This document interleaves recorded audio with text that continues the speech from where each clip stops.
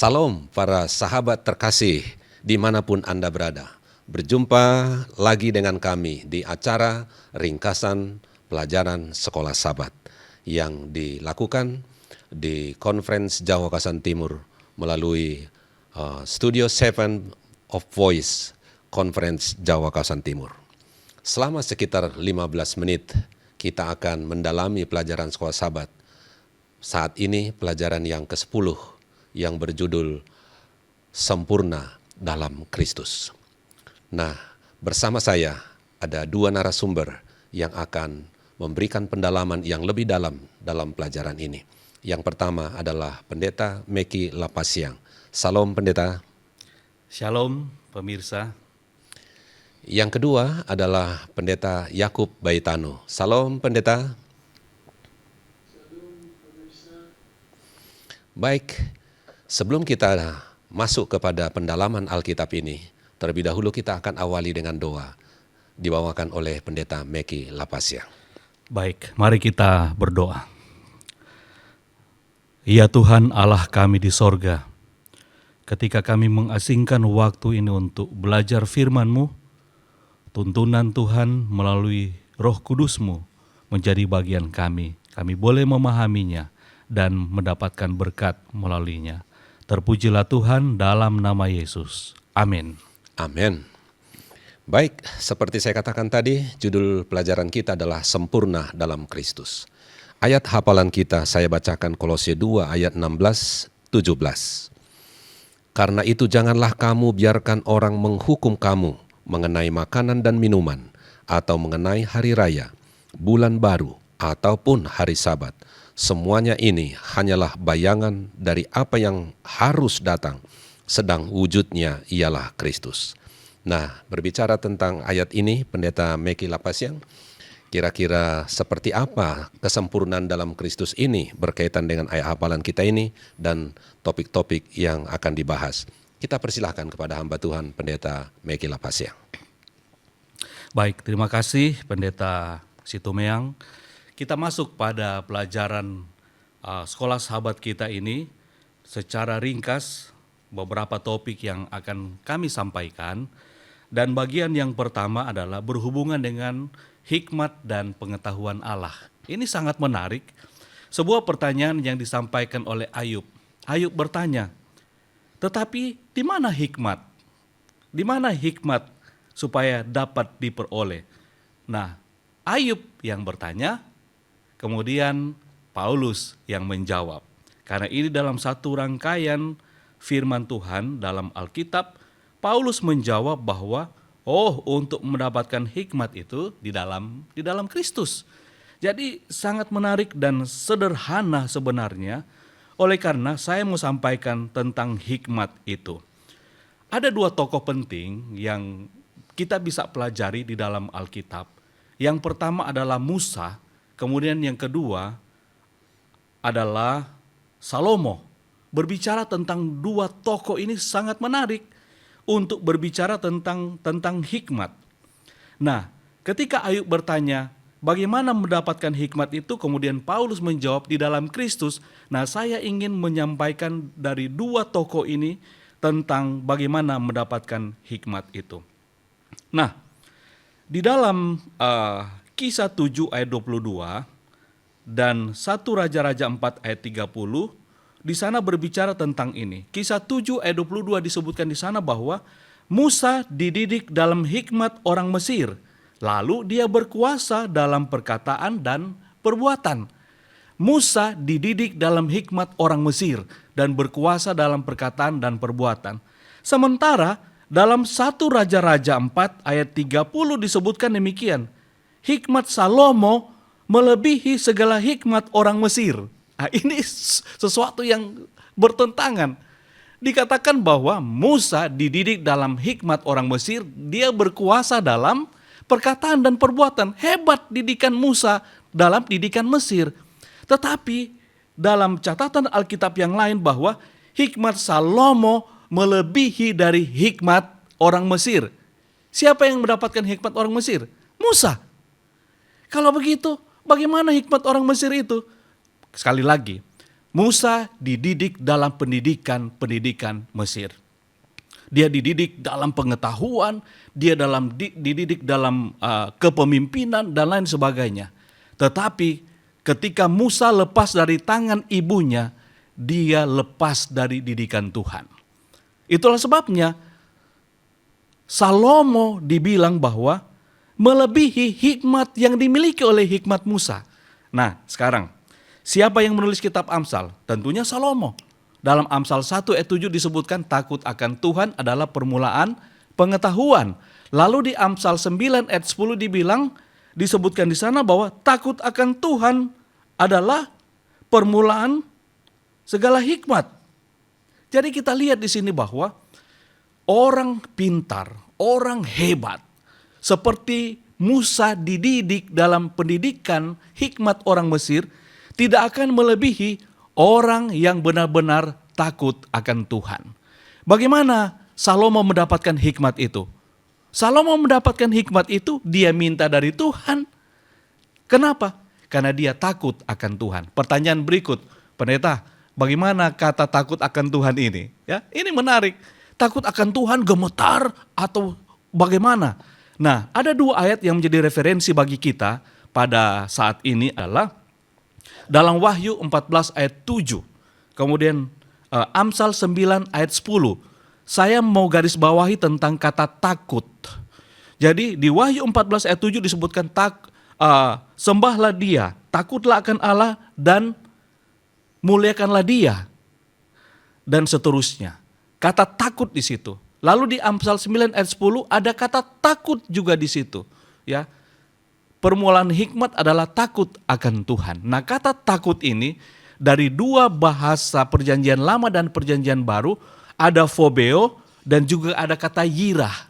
Jadi baik phobeo bukan fobia. Kalau fobia itu takut memang, ya, memang takut, memang mengerikan. Tetapi bukan fobia tetapi phobeo.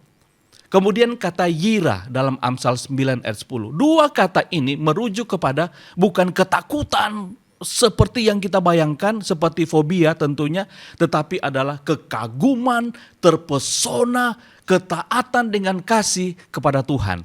Dan awal hikmat pertanyaan dari Ayub adalah dijawab oleh Paulus, kemudian dari dua referensi ini menyatakan bahwa hanya takut kepada Tuhan. Maka kita akan mendapatkan hikmat melebihi hikmat dari orang Mesir. Nah, yang berikutnya kita tinggalkan tentang Musa dan juga Salomo. Yang berikutnya pelajaran kita adalah bagaimana supaya kita bisa berakar di dalam Kristus. Bagaimana kita bisa berakar dan bertumbuh di dalam Kristus. Di sini diberikan perumpamaan seperti tumbuhan. Tentunya kalau tumbuhan itu hidup, dia berada di tanah yang subur, diberikan pupuk yang baik, diberikan air yang baik, maka dia akan bertumbuh secara normal dan baik. Nah, tentunya dalam perumpamaan ini, Pendeta Situmeang berbicara tentang bagaimana seharusnya kalau tumbuhan itu hidup dan normal, maka dia akan bertumbuh, dia akan berakar. Lalu pada akhirnya dia akan berbuah.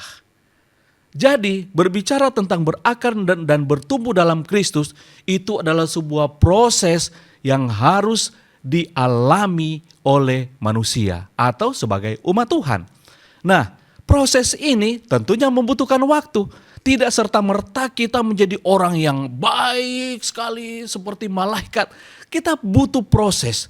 Tetapi dalam proses ini tentunya kita serahkan kepada Allah yang adalah sumber kehidupan itu. Dalam berakar, dalam bertumbuh dan berbuah, sumbernya hanya satu. Lalu bagian yang terakhir dari bagian saya adalah berbicara tentang sebuah pertanyaan bahwa hari Sabat itu sudah dipakukan di kayu salib. Tidak perlu lagi ada ibadah hari Sabtu atau hari Sabat.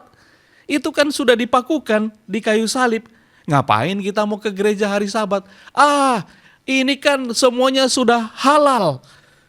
Karena semua sudah ditiadakan. Jadi apa saja boleh kita makan. Nah, saya tidak bahas panjang lebar tentang ini.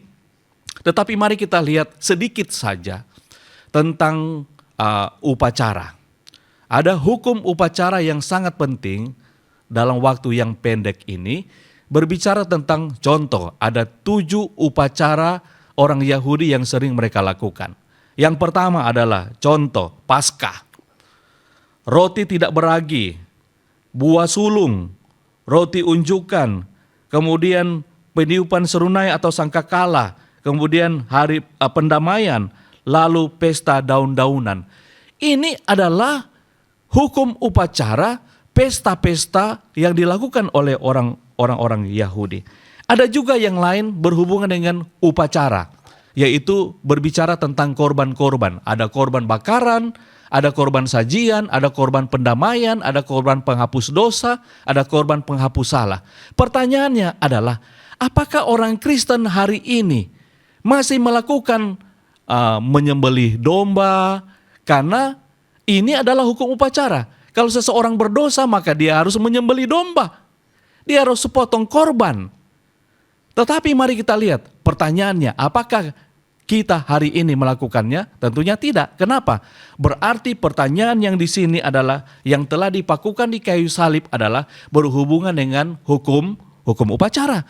Dan itu sudah ditiadakan, kita tidak lakukan. Kenapa?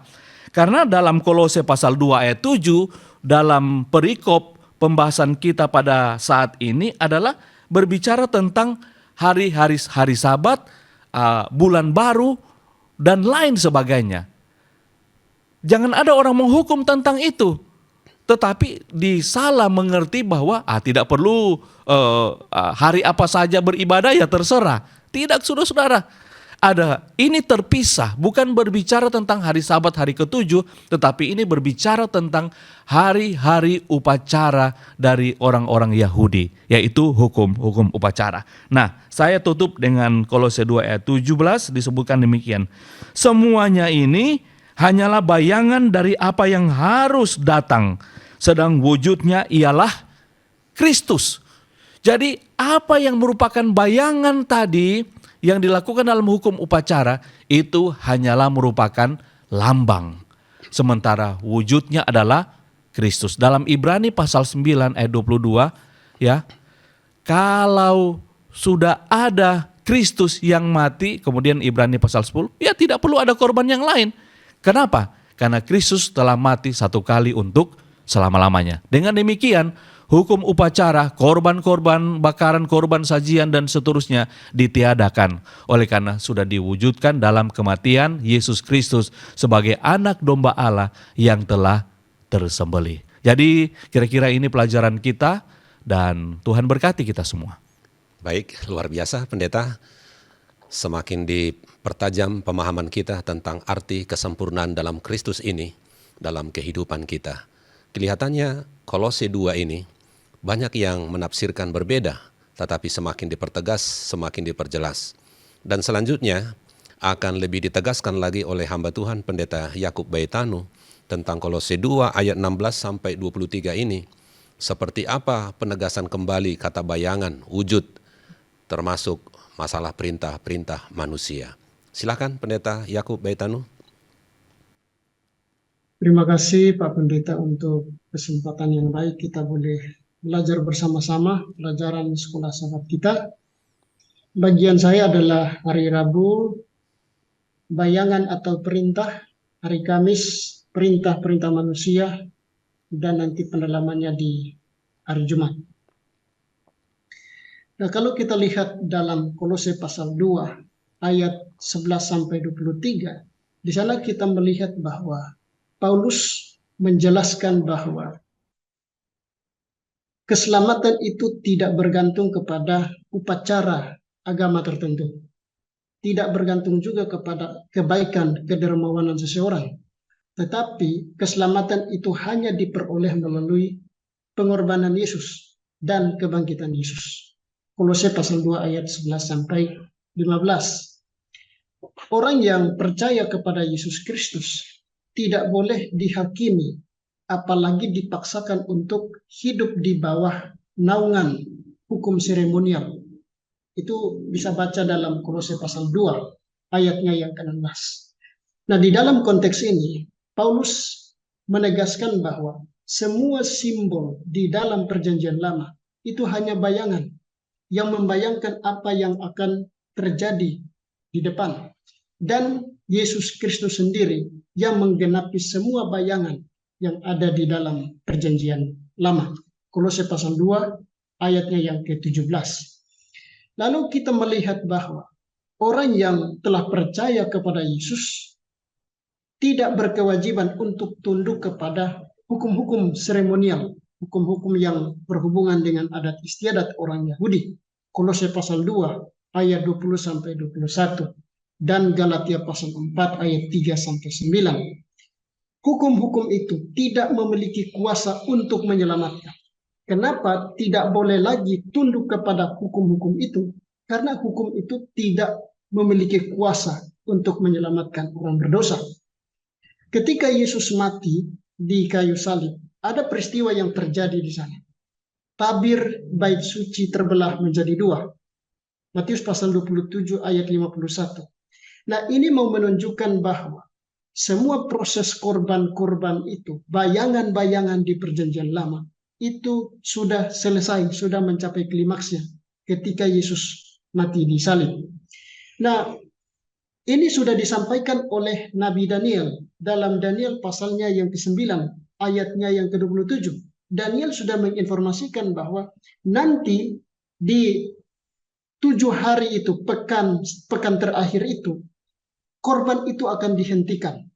Nah, karena itu umat Allah yang hidup hari ini, mereka hidup sebagai warga kerajaan surga yang menantikan langit yang baru dan bumi yang baru. 2 Petrus pasal 3 ayat 13. Nah, meskipun hukum-hukum itu, hukum seremonial itu sudah dipakukan di salib, tetapi ada satu hukum yang tidak dipakukan, yaitu 10 hukum. Hukum Allah itu, 10 hukum itu tidak dipakukan. Kenapa? Karena itu adalah cermin dari karakter Tuhan, sifat dari Tuhan itu sendiri, yaitu Allah adalah kasih. Paulus mengatakan bahwa orang yang telah menerima Kristus telah disunat. Sunat Kristus, bukan sunat secara fisik. Sunat Kristus itu maksudnya adalah transformasi batin. Jadi kalau orang sudah sudah disunat batin, sudah berubah batinnya, maka dia tidak perlu lagi akan hukum-hukum itu. Dosa diampuni dan surat hutang dihapuskan oleh Kristus. Tapi sebenarnya bukan hanya itu. Kristus juga mengalahkan kuasa jahat. Si jahat itu dikalahkan oleh Yesus Kristus. Kolose pasal 2 ayat 15, 1 Petrus 3 ayatnya yang ke-33. Kemudian Paulus menegaskan bahwa tidak boleh menghakimi orang karena mereka makan ini, makan minum itu, atau hari raya, bulan baru, dan sabat. Nah, hari sabat yang dimaksud oleh Rasul Paulus di sini bukan sabat hari ke-7, tapi itu adalah sabat tahunan. Juga bulan baru itu juga masuk di dalam sabat orang Yahudi. Nah, itu yang dihapus, bukan sabat hari ke-7. Semuanya ini adalah bayangan dan wujudnya adalah Yesus Kristus. Kolose pasal 2 ayat 17. Kristus adalah anak domba Paskah yang menggenapi seluruh bayangan di Perjanjian Lama melalui pengorbanannya di kayu salib. 1 Korintus pasal 5 ayat 7. Dan Kristus adalah buah sulung dari kebangkitan. 1 Korintus 15 ayatnya yang ke-23. Dan Paulus juga mengingatkan kepada jemaat untuk tidak tertipu oleh ajaran-ajaran sesat di jemaat Kolose. Dia ingatkan kepada mereka. Ajaran sesatnya adalah mereka beribadah kepada Tuhan, tapi hatinya tidak tunduk kepada Tuhan.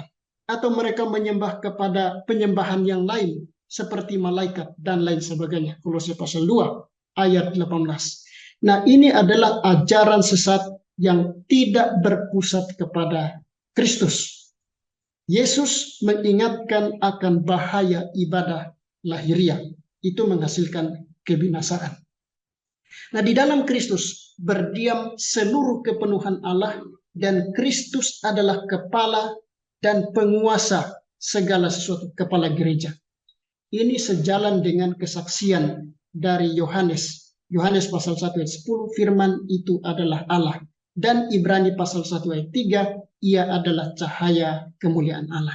Itulah sebabnya keselamatan hanya diperoleh melalui Kristus, bukan usaha, bukan karena jasa manusia atau ritual sistem tertentu. Itu tidak menyelamatkan. Jika memperoleh keselamatan, untuk memperoleh keselamatan dengan ditambahkan syarat-syarat tertentu, maka keselamatan itu digeser dari jasa Kristus kepada jasa manusia semata. Dan itu tidak diajarkan oleh Alkitab. Alkitab harus selalu menjadi dasar iman orang Kristen.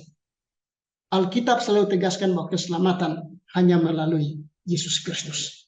Terakhir, Kolose pasal 2 ayat 11 sampai 23 mengajarkan satu hal yang pasti, yaitu upacara sistem perjanjian lama di dalam Ka'bah itu sudah selesai pasca Yesus mati di kayu salib. Dan Kristus adalah kenyataan dari semua bayangan itu. Orang percaya telah mati dan bangkit di dalam Kristus. Karena itu, umat percaya tidak boleh lagi hidup di dalam di dalam sistem korban perjanjian lama, karena itu tidak menghasilkan keselamatan. Keselamatan hanya ada di dalam Kristus. Orang Kristen harus berdiri di atas karya jasa Yesus Kristus yang satu kali Yesus berkorban untuk selama-lamanya. Saya kira itu yang penting yang saya bisa sampaikan pada saat ini. Terima kasih, Tuhan Yesus memberkati. Amin. Terima kasih. Baik Pendeta Meki Lapasyang, demikian juga Pendeta Yakub Baitanu. Jika pemirsa merasa sangat diberkati dengan pelajaran yang sangat baik ini dan rindu untuk ditindaklanjuti, kami siap melayani Anda melalui doa, melalui konsultasi. Anda boleh menghubungi nomor call center kami yang sudah tertera di layar di bawah ini. Dan sebagai penutup, kita undang Pendeta Yakub untuk berdoa. Mari kita bersatu dalam doa. Bapa di surga, Bapa yang penuh kasih, kami bersyukur, berterima kasih atas kesempatan yang baik kami boleh bersama-sama belajar pelajaran sekolah Sabat. Kiranya Roh Kudus-Mu yang telah mengilhami para penulis, roh yang sama akan menuntun kami untuk menghidupkan seluruh firman-Mu yang sudah kami pelajari bersama-sama.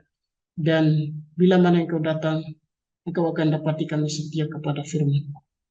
Diberkatilah umat-umat Tuhan dimanapun berada, kiranya berkat sukacita akan menjadi bagian kami bersama-sama. Inilah doa dan harapan kami. Kami persembahkan doa ini dalam nama Yesus, Tuhan dan Juru Selamat kami. Amin.